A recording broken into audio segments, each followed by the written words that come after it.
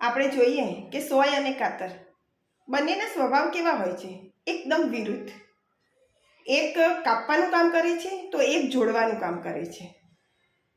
એટલે તો જોઈએ ને કે સોયને માથા પર સ્થાન મળે છે, કારણ કે એ જોડવાનું કામ કરે છે, અને કાતર કાપવાનું કામ કરે છે તો એને પગ જોડે સ્થાન મળે છે. આપણે જ્યારે દરજી સીવતા હોય ને ત્યારે જોજો કે સીવતા સીવતા સોયને છે ને માથાની ટોપીમાં ભરાવે છે અને કાતરને પગ જોડે મૂકે છે.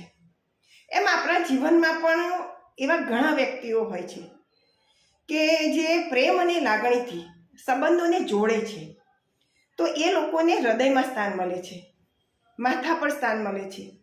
અને ઘણા વ્યક્તિ એવા હોય છે કે પોતાનું વર્તન અને વાણી એના કારણે બધાના સંબંધ તોડે છે, બધામાં વિરોધ ઊભો કરે છે.